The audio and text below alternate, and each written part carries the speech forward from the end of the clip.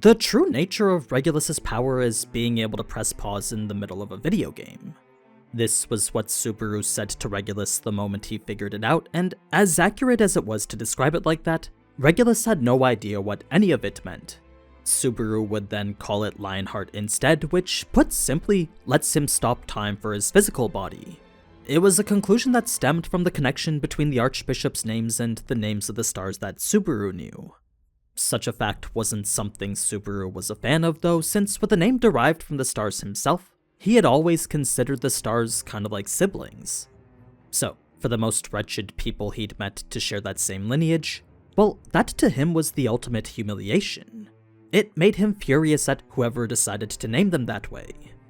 Now, we already know the word-based path Subaru followed to figure out Regulus's power, but the steps before were just as important too. With every plan serving as a different means to figuring out his invincibility, eventually Subaru would learn it wasn't invincibility at all. If it was, then him and Reinhardt would have been able to see through it by now. So, it was after that rigorous process of ruling out various possibilities, combined with Amelia's recollection and Subaru's connection to Lionheart, that only one answer would be left to explain all of it. All the patterns Regulus exhibited dictated his powers didn't make him invincible at all. No, what Regulus was doing would be classified as a time stop ability. More specifically, his ability allowed him to stop time for all sorts of objects. This was an answer that seemed so much more obvious the more Subaru thought about it, since when he looked back at the twisted worldview Regulus abided by, the way he lived was clearly a testament to the obscene power gifted to him. Then, with time preventing the change of an object's state, it explained how he could be in water and not get wet, or how he could throw dirt and rocks that would penetrate anything. Removing time as a property they were affected by essentially turned them into anomalies in space which could pass through anything. So, Subaru would actually go on to describe it as something akin to a vacuum-slash ability, since with Regulus effectively being this distortion in space, that would allow him or anything he touches to bypass everything. It didn't matter how strong or durable it was, an object with its time stopped was nothing more than a vacuum to an object with time. It would pass straight through it as if it wasn't even there. To explain this with a practical example we saw in the anime, let's use Krush as our test dummy. Here we saw that Regulus didn't even need dirt. While that is one of the more common projectiles he uses, by simply moving he's affecting the air around him, so say he applies his time stop to some of the air he's displacing, that would make it a projectile no different than the dirt. Whether it's with the slash of his arms or even a simple blink of his eyes, if he applies time stop to the air he's displacing, that air will then hold the state it was last in and proceed forward indefinitely. So, where for a normal person waving your arm does nothing, Regulus can stop time for the air his arm displaces, have it keep the state of movement it was frozen in, then that in turn results in an unstoppable, unseeable projectile cutting through everything. The same applies for dirt and rocks, and it was even seen applied to Reinhardt. Now, when it comes to stopping time for his body, the state he was in pre-time stop is the state he'll be in after. That being the case, it doesn't matter how much wear and tear he takes in between, whatever state he initiated it in is the same state he'll come out in after. It was truly the ultimate ability in terms of both offense and defense. With its applications seemingly endless, you know it's OP when invincibility is just a mere side effect of it. So, Subaru pinpointing this had for the first time left Regulus shocked, but it didn't last long as his focus quickly shifted to hunting down Subaru. Now that Subaru understood the fundamentals of Regulus's power though, he could easily navigate the chase in a way that actually manipulated Regulus. You see, with Regulus being the novice he was, a simple taunt was all it took to make him engage head-on.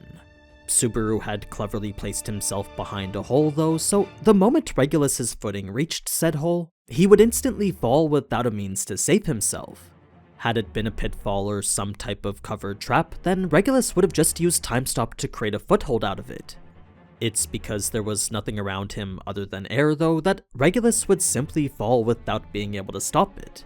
He would have to reach the bottom before he could do anything to make his way out. Subaru would then mock Regulus and flip him off, keeping him occupied as the lesser spirit Amelia gave him continued digging out more holes in the ground. Subaru kept mental marks of where each of them were, but for Regulus, who was totally unfocused, navigating the terrain wasn't so easy anymore. He would be much more cautious than he was before.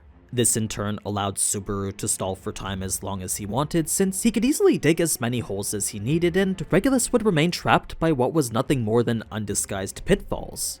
It was clear proof Regulus's experience was lacking. He had likely only ever crushed his enemies in a head-on battle, so when confronted with something a bit more prolonged, this was completely new territory for him. It was such an easy workaround that Subaru almost felt bad for Regulus.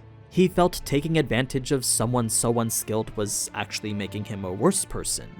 That's actually the reason he wanted Amelia to leave, since with her being such an honest person, Subaru felt this roundabout way of fighting wouldn't suit her. That said, the only weak point in a strategy like this was that the length in which it could go on for depended entirely on Subaru's stamina. Luckily, his bad leg wasn't really hurting, so Subaru knew he could keep going for a while. It was as if it was in peak form right now. A moment later, Regulus would throw a tantrum befitting his persona, destroying the entire ground and every hole along with it. Subaru would mock Regulus again to prevent him from thinking he'd come out with a victory, then create more distance in a classic display of kiting. As a gamer who knew exactly how to take on powerful bosses like this, Subaru was applying his knowledge of kiting in the best way he could. It was the most he'd ever had to use knowledge from his old world. So, this cycle of mocking and kiting would continue endlessly, all while Subaru would avoid both the shelters and Amelia. In fact, there were actually quite a lot of things he was trying to do at once. Not only was he keeping Regulus pinned to one area, but he was also ensuring Amelia had the time she needed, all while avoiding battle in the places where the shelters were. Combine that with trying to keep himself safe too, and what you get is a task that required all his focus. Ultimately, what it all came down to was stalling, and that was the role Subaru committed himself to fulfilling.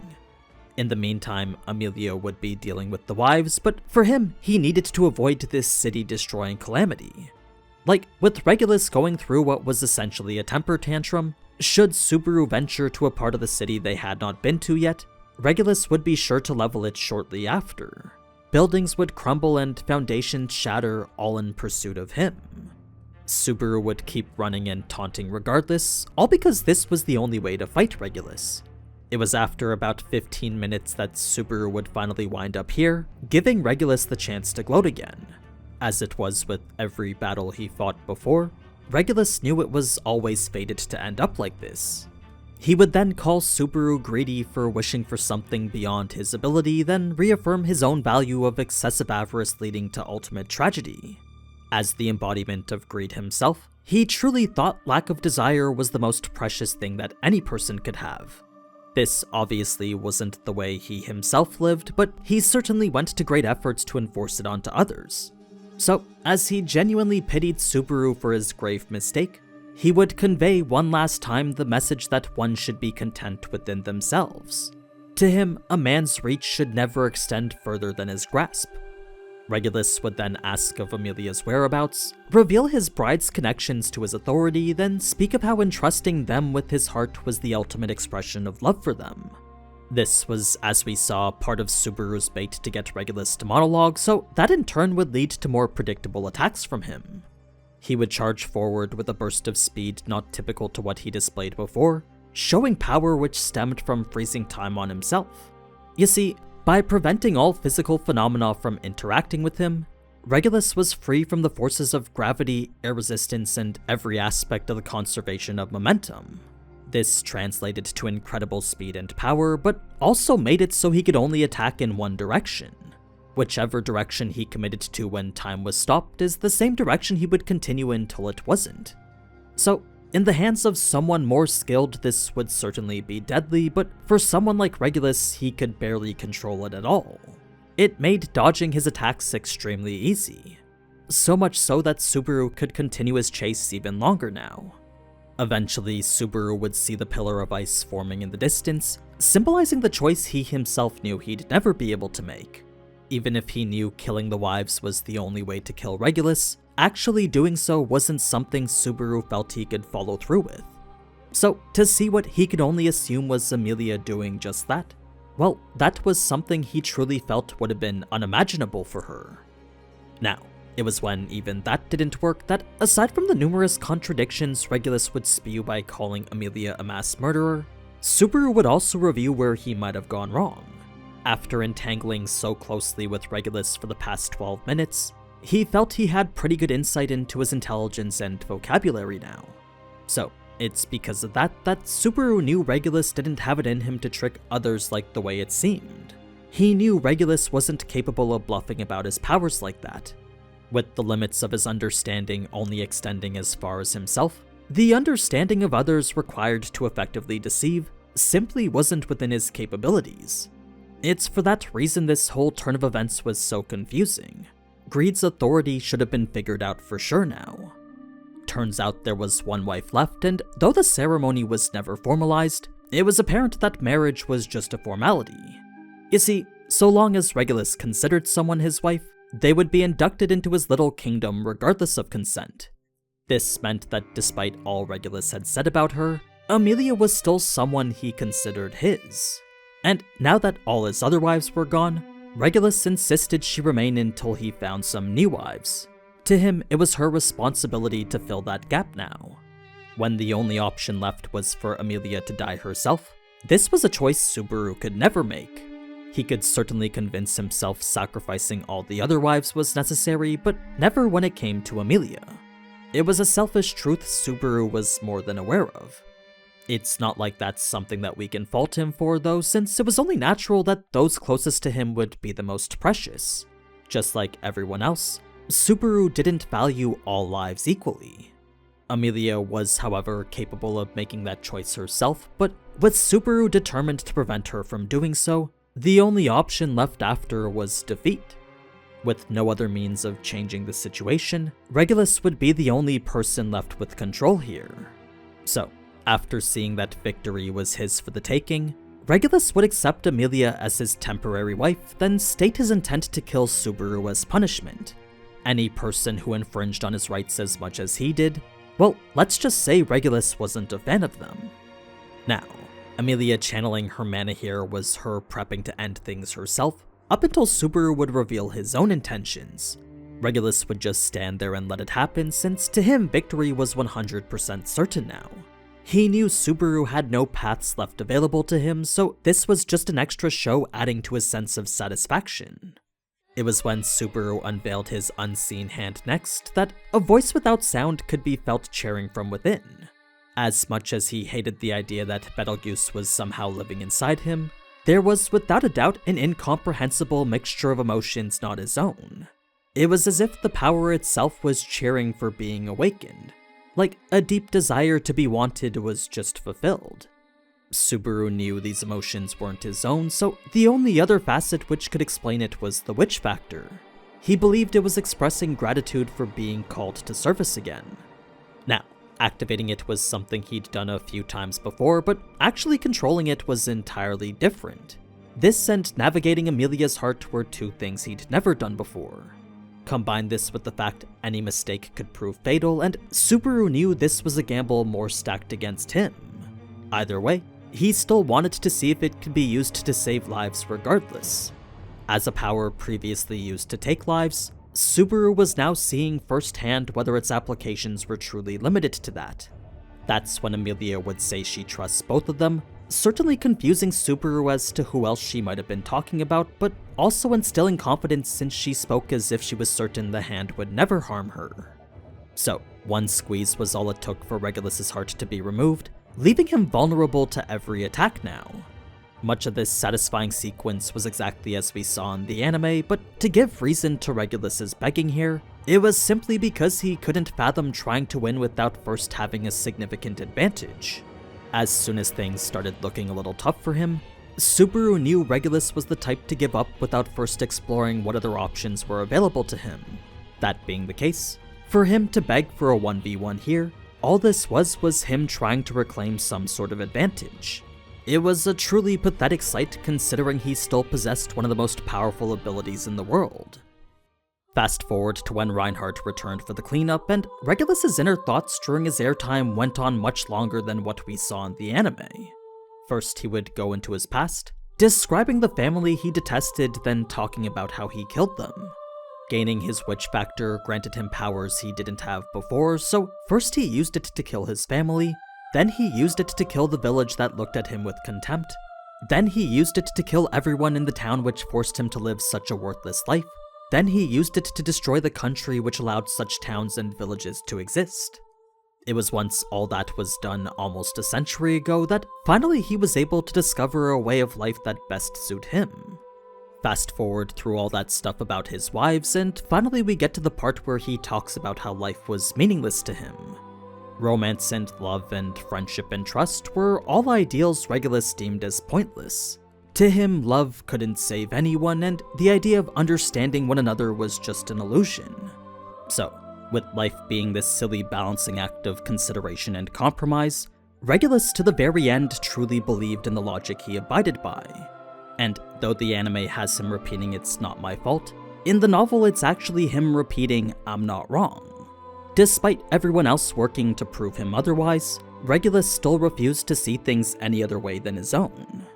It was after that Regulus would surprisingly plan his counterattack, since though he seemed rather defeated, his humiliation fueled his motivations to get back at them. This led to a plan which would decimate the city in its entirety, since the moment he would start descending, the dirt in his hand could be used as a projectile to wipe out everything. All he needed to do was cast Lionheart for a brief second, then everything below him would be hit with unstoppable projectiles of mass destruction. Fortunately, Reinhardt was there to ride him like a surfboard, sending him plummeting to the earth like a meteor. The depth at which Regulus ended up wasn't due to Reinhardt's power though, but was rather simply the byproduct of using Lionheart on himself. Remember, stopping time on his body allows him to pass through anything. So, had he kept time frozen for the duration of the entire fall, then Regulus would have plummeted straight through to the bottom of the earth itself. He would have descended to the unknown beyond where even the Great Waterfall emptied itself. Returning time was certainly an equally dreadful fate too, since meeting the resistance of the ground shattered literally every bone in his body. The only reason he wasn't instantly turned into a puddle was because his limbs were spread out at the moment of his entry. Instead, his body was just a pile of mush now. A mishmash of organs, bones, and blood, all in places where they shouldn't be. Somehow he was still breathing though, and through it all maintained the simple thought of, had I been serious, you wouldn't have stood a chance. It was a mindset backed by the singular goal he'd lived his entire life by. A 100-year resolve to never let anyone pity him. This led to an attempt to return to the surface, where once he was there, he was now committed to killing everyone. No longer would he make the same mistake he made before, since never again would he let anyone look down on him. This was only possible if he could make it back to the surface though, and that was an arduous crawl only made possible via Lionheart. With that removing the pain for 5 seconds at a time, Regulus could inch his way back to the surface slowly but surely. Yes, his hands were mangled and fingers gone, but even then he still pushed himself forward. It was then that water would enter to finish the job, but even then Regulus would still prolong it with Lionheart. Sure, it did relieve him of pain and any struggles he had while breathing, but when those 5 seconds were up, the fear of death came creeping ever closer. Keeping Lionheart active only increased the risk of dying from heart failure too, so in this moment where one side was drowning and the other his heart stopping, Regulus alternated between the embrace of 2 deaths. It was a fate he refused to accept no matter how near it drew. In the end, Regulus would have one wish only, and that was for Amelia not to feel anything at all for him. You see, he hated the idea of her rejoicing his death and starting her life anew, so his final cry was for her to simply forget him. As the one so involved with her mother's death and benefactor's transformation, Regulus wished her to feel zero fulfillment from his demise. Luckily, that's exactly what happened, since with zero memory of who he was before, it turns out Regulus left not a mark on her at all. But yeah, that's the end to the Archbishop of Greed. I hope you enjoyed learning more about what this fight had to offer, and if you want to see more, there's plenty more to come after. Every week will be another ReZero video covering the other fights. So, if you want to see the full extent of the battle for Priestella, then be sure to subscribe to see the video next week. Until then though, ciao!